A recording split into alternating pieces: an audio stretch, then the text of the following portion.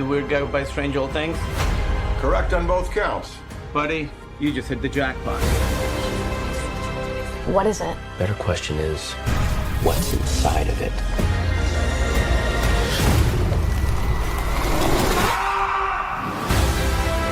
The parables tell of an unimaginable evil commanding an army of ghosts. With the power to kill by fear itself. Like, literally scared to death? We might be looking at a second ice age. We're gonna need all the help we can get. Let's get to work. Hello and welcome to this What Do You Want to Watch Spoilercast for Ghostbusters Frozen Empire. I'm your host Ashley Hobley. Joining me today, Dylan Blight. Don't make me slime you. Because I will. It's not a good sign. So yes, today we're talking about the fifth Ghostbusters movie, the fourth canon Ghostbusters movie, and the sequel to Ghostbusters Afterlife. Yeah. I guess that sums it up. So yeah, let's just dive straight in. Please be aware we'll be freely discussing anything and everything about the plot themes and ending of the movie. So if you haven't watched it, come back later. Of course, it's playing in theaters everywhere right now. So let's talk about Ghostbusters Frozen Empire, directed by Gil Kenan, written by Gil Kenan and Jason Reitman, based on Ghostbusters by Dan Aykroyd and Harold Ramis, starring Paul Rudd, Carrie, Coon, Finn Wolfhard, Mckenna Grace, Celeste O'Connor, Logan Kim, Bill Murray, Dan Aykroyd, Ernie Hudson, Annie Potts, William Atherton, Kumail Nanjiani, Patton Oswalt, James Acaster, and Emily Alyn. The Spengler family returns to the iconic New York City firehouse where the original Ghostbusters have taken ghostbusting to the next level. When the discovery of an ancient artifact unleashes an evil force, Ghostbusters new and old must unite to protect their home and save the world from a second ice age. Now, Dylan, you were not a massive fan of Ghostbusters Afterlife from memory. Nah. Well, yeah. So what did you think of Frozen Empire? It's worse than that one. Whoa. So, I mean, look, this shouldn't be a surprise. If anyone recalls, my feelings around the Afterlife was loved the new characters, all those sorts of elements. Really hated the direction it went in the last act, especially once it started bringing in the legacy characters and sort of pulling away from the story of the new characters. This movie is nearly everything I hated about the first one, but more. So really, I wasn't shocked. Like, I mean, I didn't go in like ready to hate it, but I went in having watched the trailers going, this doesn't feel like what I would like the sequel to be at all. This feels like, in fact, the complete opposite of the direction I would like the sequel to be. Instead of getting further away from New York City and further away from the legacy characters and everything that was, they've now moved back to fucking New York City in the fire station. Everyone's back. Apart from Sigourney. Everyone's back. Let's keep going from here. So, I mean, this movie is long. It's 2 hours something. Feel like I went for fucking forever. It's 2 hours of nearly every character telling you what's happening, and then the bad guy shows up, and I think about 15 minutes later they die, and that's the movie. Right? I'm not sure. I'm. It was pretty bad. I wouldn't watch it again, and I still wish for, what's the girl's name? Whatever that actress is. Mckenna Grace. Continue to feel sorry for her. What? Because she's not allowed to be a Ghostbuster in this movie, and it's pretty depressing. Part of it, child labor laws. No, I'm pretty depressed that you're pretty upset that child labor laws are not allowing this 15-year-old child to put themselves in danger. I think the worst part is actually just the moment I knew this movie was going. The movie starts, I enjoy it, right? I'm like, this is fun, blah blah blah, Ghostbusters stuff, and then they do a reveal moment for the fucking mayor, and I was like, we're doing a nostalgia spin of the chair for the fucking mayor. I'll admit, this might be the most unrealistic element of this entire movie. And everyone in the movie, all these people go, you're the mayor that caused so much trouble because we've watched the Ghostbusters. Wait, we can't have. Like, are you telling me this guy's been mayor for 40 years? Apparently. You know? People continue to elect him into the position of mayor for 40 years. Not only that, he has decided to stay on as mayor for 40 the years. same thing happens at the end of this movie that happens No at the end of ambition. the I first mean, movie. Where he's like, I'm going to shut you down. And then they're like, oh, wait, you love us. And because the people are there, they do the same bit. I'm like, for fuck's sake, just stop. no, yeah. No, I feel sorry for her because she is the best part of both movies. And in a just world, she would have a much more enjoyable. In fact, there's a really good movie here where it's about her being making friends with that other ghost. And then like the push and pull between that ghost, like trying to bring back an evil entity. Like all of that's like a really good idea for a movie. If you just get rid of the rest of this shit, it's a cool movie here. Anyway, yeah, didn't love it. No, I had a good time. I think it's a lot of fun. I think I think you're ageist and you hate any bit of nostalgia in here. I don't know if you're older than me, right? Yeah, not by much. Clarify, you just had a birthday. You are older than me. Okay, yeah, and that's why you're hating my opinion, because you're ageist. Don't want these old people working. I don't feel like it was like, of course, they're in the firehouse. There's that nostalgia of that being in that location, but I think the original Ghostbusters were like worked into the film well. Like, I think the film does a solid job balancing its large ensemble cast. I mean, nobody gets like a super in-depth storyline or anything. I think it's pretty basic. I mean, I would say the key characters are Phoebe and Paul Rudd's character, who probably get the most screen time and character development and that kind of stuff. But everybody gets the moment to shine. I think the movie is very funny. I don't know. Of course, I watched it in a very full theater with a lot of Ghostbusters fans in attendance. So there was a lot of laughs, and the crowd was really into it most of the time.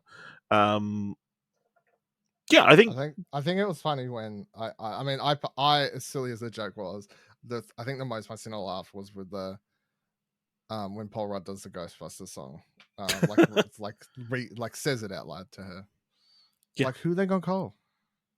Who they gonna call? Ghostbusters, right? What you gonna do? Okay, and I'll tell you what else. Buster makes me feel good. Buster makes me feel good. That was funny.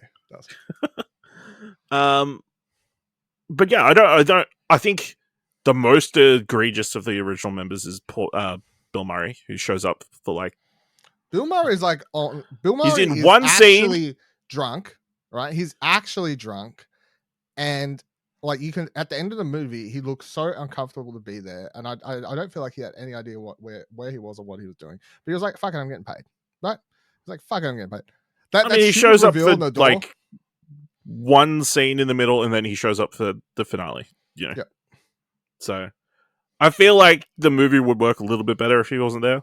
At least everybody else like had been around and helping solve the mystery of whatever God is called.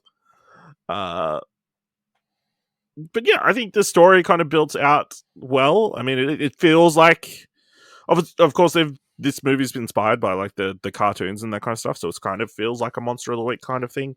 Obviously, it's the biggest possible Monster of the Week they could possibly do. It's very much the slow. It's a very slow, drawn out thing. Well, not drawn out, but it's a slow build to his eventual, coming back and messing shit up. I can't believe you think it's. Yeah, I'll tell you the funniest thing is, right. So I come out of this and I see you tweet that you like it, right? No, hold on. I saw you tweet that you liked it before I saw it because you saw the day before. Yes, and I and it's just so funny to me. And this is the thing, right? Obviously, I'm not a fucking loser, so I'm fine with you liking it. And I don't, like dichotomy of opinions is funny. But the funniest thing was the day before I saw this, just to see how weird people's opinions of movies can be if they watch the same thing. Not this movie, but the day before this, I saw Immaculate, right? And this is just a funny, sad side story. So I'm walking out of that movie going, I think I like that. Right? I'm walking down the stairs out of the cinema going, I think I like that, right? Dude in front of me gets asked by the attendant dude at the door, like, what do you think? Maybe they know each other. I don't know. He goes, and he just lets out the loudest, it was fucking shit. And meanwhile, I'm behind him going, I think I liked that. And then I just hear that and go, well, there you go. There's the best example of because because we watched the same thing. We were there. You were the No. I only really tweeted out because I saw nothing but people. No, I saw a lot of hate too. Yeah, I've seen a lot. Yeah, so I was like, I feel like I need to put some positive energy out there. I saw a lot of hate, but to be honest, I'm not coming at this from a hater standpoint, and I don't feel bad about saying I don't like it because I wasn't a big fan of the first one either. So like, this is just me continuing on right now. I really like the original Ghostbuster films, right? So this again is just that thing where a lot of the times, as is true for me, quite often nostalgia shit in any franchise doesn't do a lot for me unless it's done really well or hits a particular note. Like that's just for anything we ever talk about, you know. I think even if it wasn't a nostalgia thing, I think you could take like a 12, 13-year-old to this movie and they would enjoy it, not watching any other Ghostbusters movies. Probably, but I just think the story's dumb and I think the dialogue's bad. I can't. So a 13-year-old probably would like it, you know. And that's what I am at heart, despite my being older than you. Because I don't think there's any dialogue in this movie other than people explaining what going on. There's a lot of explaining stuff, but it is a very science-heavy world and group of people. So that's how they talk. They're just explaining shit to each other. Yeah. I think the only character story, the only person who gets any sort of arc is girl can no longer be Ghostbuster because 15. End of world. Fuck the rules now because it's end of world, so girl has to be Ghostbuster. And then at the end, everyone's like, I'm back.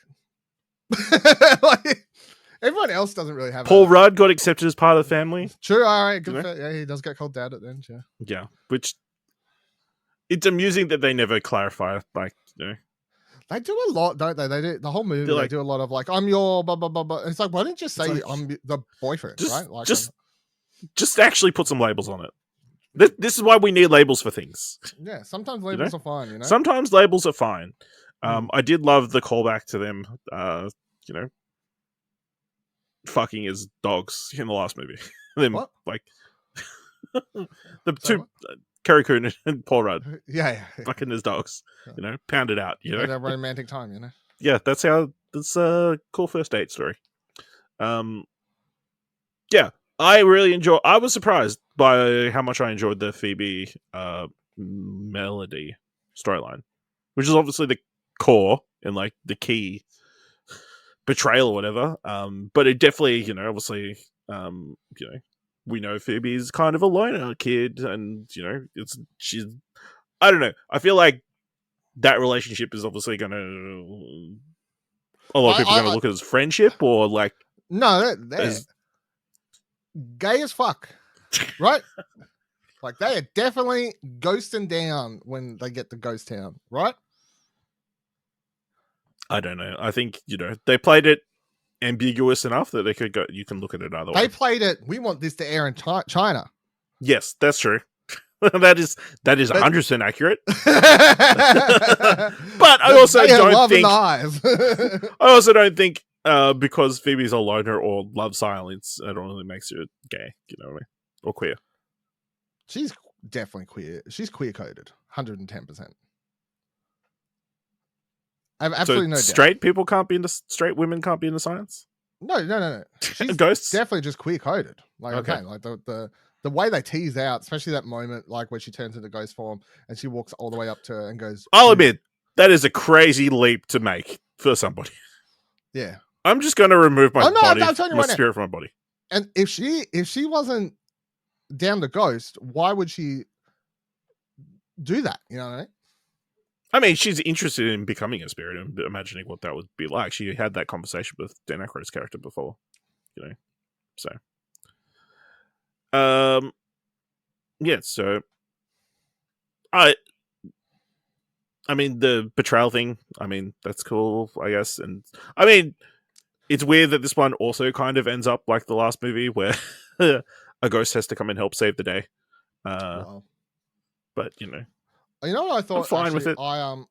I didn't pick her betrayal so much as I actually thought when they started hinting at the fire stuff, and then because she had the matches, I thought she was going to turn out to be like part of that, connected to them. But then it turned out to be Kumail, and I was like, okay. I mean, it made sense. It's the son or grandson, So, how do we feel about the expansion of the Ghostbusters and obviously Ernie Hudson's character being, setting up a new base in a good aquarium? They're just teasing out like if it's not sequel movies, it would be what spin-offs potentially. It's like they've set up like a now universe where they've got a secret like other group, so they could do a spin-off without any of the core Ghostbuster members, but have it set in the Ghostbuster universe. It's sort of what they've done, right? Yeah. And I also, when the movie started and one of the production companies was called like Ghost Corps or whatever, I was like, how long's that been around? Like, I think it was from the last movie. Okay, I don't recall that. I was like, man, they're really like, or maybe even this is a thing. Like other one. This universe is a. Yeah, I mean, there was probably a Ghost Corp thing in front of the Ghostbusters asymmetrical game, right?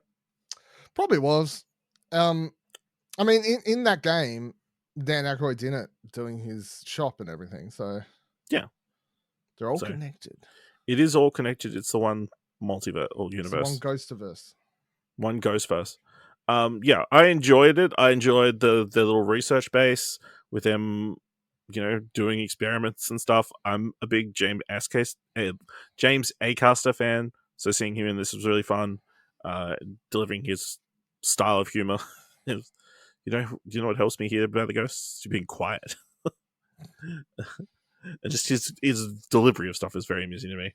And yeah, I enjoyed like all the little ghosts that they've got inside, or they were holding captive, I guess. Specifically the possessor ghost, which obviously was really cool later in the movie. I enjoyed all that. I think that's why I didn't feel like Ernie Hudson and then by extension Dan Aykroyd felt shoehorned in, I guess. Or like they had a reason to be around rather than, we're just going to show up at the end of the movie, So there was a lot of people in this. Yeah, so Dan Aykroyd, he's also running a shop, and obviously is where we get with Podcast, who I'm glad gets to show up in this because I don't recall seeing him in any of the trailers. I was about to tweet out Justice for Podcast. No, I don't think he was in it because I don't recall seeing him in any of the trailers. But then I saw someone tweet something out prior to release about Podcast being there. I was like, okay, he must be in it. Yes, so he's staying with him over his summer break. Doing a show where they check the EKG readings on different items, and if they've got nothing, they smash it with a hammer, which would be necessary for a YouTube show to be successful. Of course, they bring back the little marshmallow men from the last movie. That makes sense from a purely commercial, commercial element, What else? We got Finn Wolfhard's character dealing with Slimer. I enjoyed the firehouse fight. Kind of felt like lived in. Like obviously everybody's got their own rooms and that kind of stuff. So that was enjoyable. It's I mean, again, very good aspect. Lots of ideas. It's just like continue to be like they got to have this massive villain and everything. There's so many like sprinkled ideas in this that would have been cool enough for a movie. Like them dealing with maybe a smaller ghost in the house, a firehouse. Them dealing with trying to become the Ghostbusters in New York City. Her dealing with potential ghost friends. There's lots of really cool ideas in here. And then I think this continues setting up the potential of that. Especially when the finale of the film sees 40 years of ghosts released from captivity. It's like it kind of just screams spin-off or it like I enjoyed the movie. I would probably give it like a 7.5, 8, but I could definitely see this being a 2-hour pilot for some sort of Ghostbusters TV series or something. Busting makes you feel good. Yeah.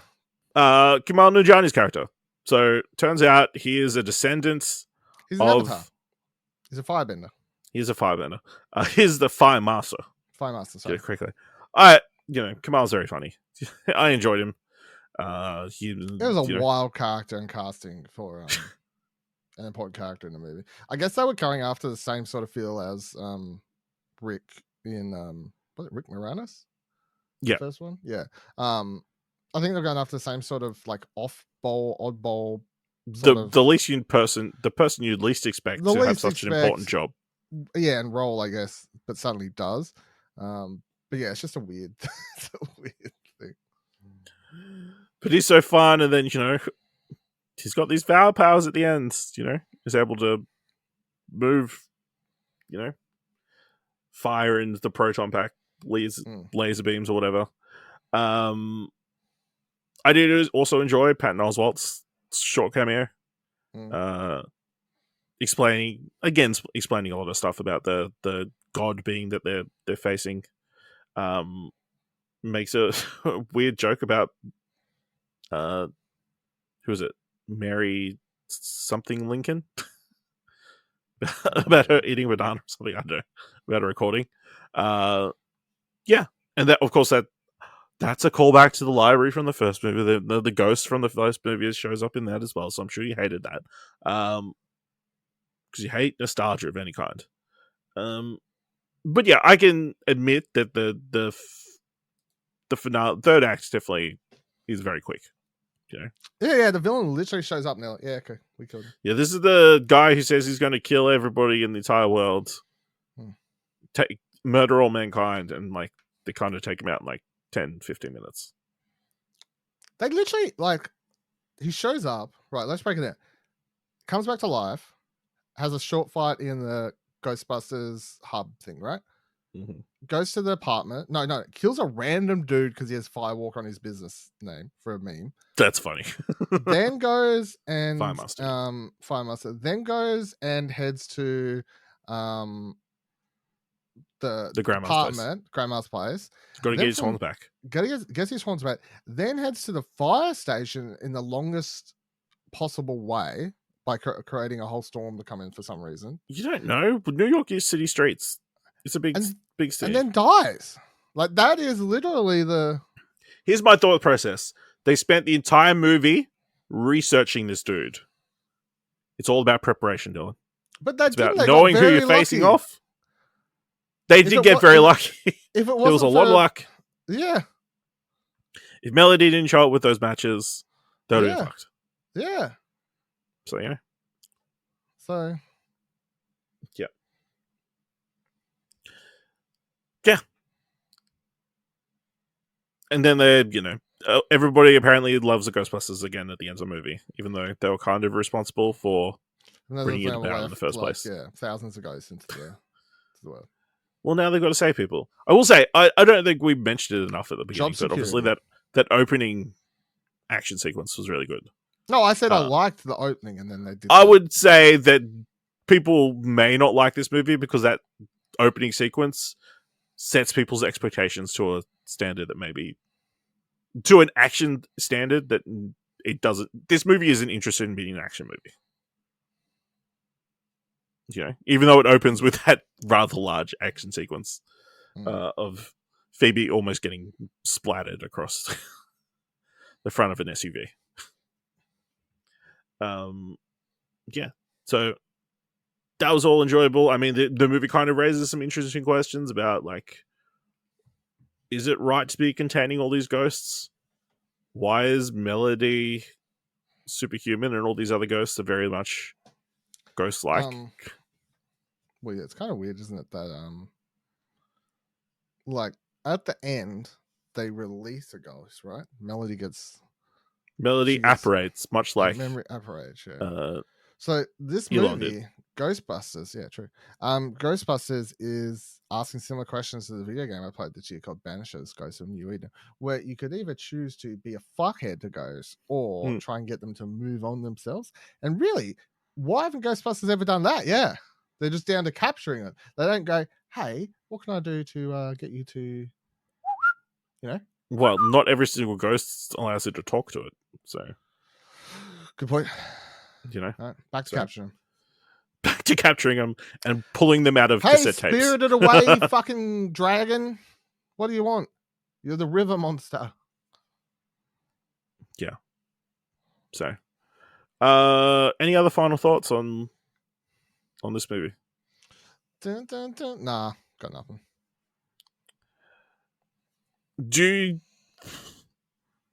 I feel like I'm not going to like the answer. Do you want another Ghostbusters movie? Because I've seen so many reviews like, just kill the franchise at this point. There's no point doing any more Ghostbusters movies. Do I want another Ghostbusters movie? No, don't really care. How about that? Okay. I don't really care if they exist, but I don't personally. I'm not seeking. Why would I seek another one to something that I thought the two were at best average? You know. Okay. Like, I'm good. No, I'd be down for another one. I don't need it to be a sequel. I don't need to, again, like, be super invested with...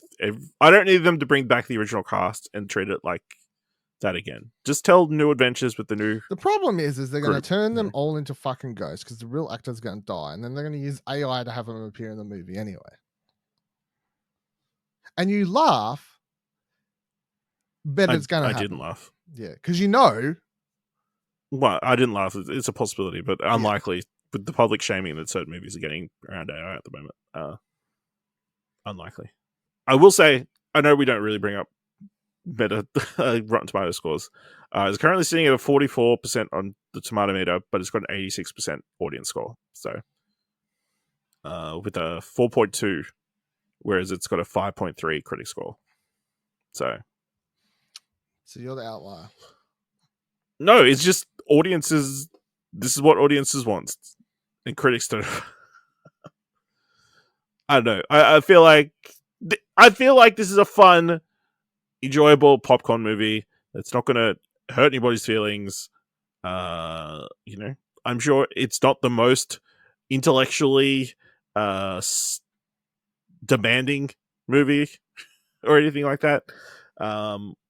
It's just a good time in the cinema, you know? I think the special effects look solid for the most part. I didn't have any like, "Ooh, that looks terrible," or anything like that. I think my only thing is I kind of wish they'd maybe killed off somebody. Like, there's this Earth wanting to kill God monster thing that they're fighting, and he just lets that girl leave. Like when she, you know, he should have killed the Celeste O'Connor in the base. There's that moment where she's like super freezing up, and it's like, yeah. Also, they're not on the. Then there's the shot in the trailer of them all on the roof with the red coats. It's not in the movie. It's weird that they marketed it with the red coats. They so also much. did that moment where the other girl gets her like eye frozen over or whatever. Yeah, I don't think it never got that far in the movie. I don't think. No. But they made a big deal about all these red coats in the marketing, and they barely feature in the conclusion. It's like, damn it! There's just, you know, it was a warmth thing. Like it was actually a mistake on set. It was really cold, and some of the actors were wearing those red coats between scenes. Like shit, we forgot to take them out, so continuity. They had to take them part of the marketing. Let us know what you thought of Ghostbusters Frozen Empire by going to explosionnetwork.com/Twitter or jump into Discord at explosionnetwork.com/Discord. If you want to help us out here at What Do I Watch, leave us a review on Apple Podcasts or on Podchaser, leave us 5 stars. Any Gwen, leave 5 stars. Or just tell people about the show. And if you enjoyed this episode, thought it was worth $1, head on over to our Ko-fi page at explosion.com/support. Thank you very much for listening. Until next time. Keep watching stuff, I guess. Can I tell you something else? What? Buster makes me feel good. Makes me feel good.